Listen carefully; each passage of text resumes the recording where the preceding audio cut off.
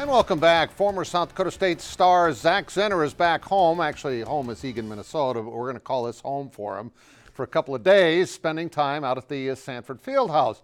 He's coming off a season that saw him get cut right away after an injury, but he was eventually signed back and finished very strong for Detroit, especially in the season finale at Green Bay when he rushed for almost 100 yards and a score. But Zach knows a career in the NFL can be really short. Thus, he's prepared for when that time comes in the field of medicine. Even if you make it to the professional level, the career span of an NFL athlete is so short.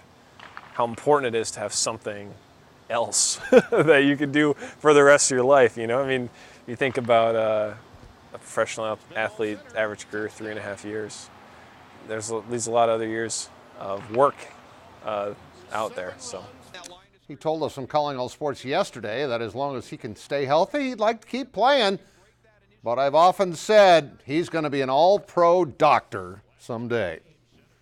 South Dakota State senior Mike Dahm is still in the running for the John Wooden Award. He's now in the final 20.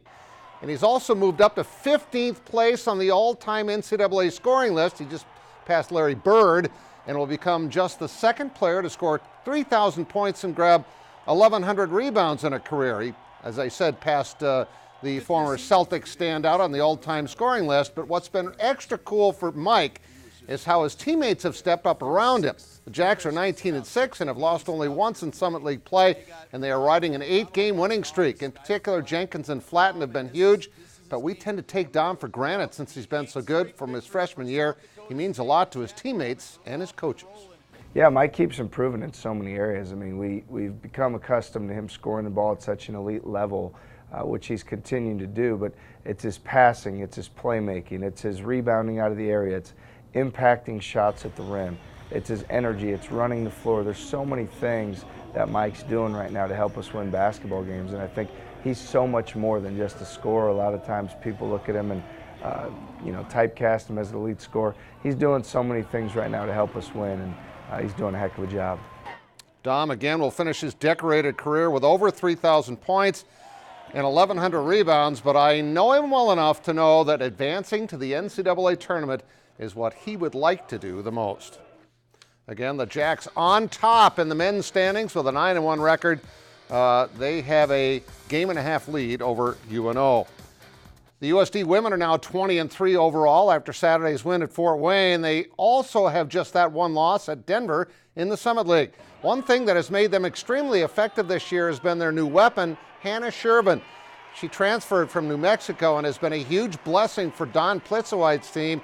She gives them a physical presence that they've not had in recent years to go with an already very talented squad. She's someone with great size and length, and someone we are trying to find ways to establish her around the rim to the best of our ability, because she's so long and she can catch just about anything that's thrown her way. And so she really does play differently than anybody that we have, and it's given us a completely different look. And she's given opponents one more thing to worry about. In recent weeks in particular, Hannah's become another go-to scorer. One of her recent games, 22 points and 13 boards in a win a couple of Saturdays ago. She's averaging 11 points and 6 rebounds off the bench. And most importantly, her team has only lost one game at the top of the Summit, along with the South Dakota State women. We'll be right back.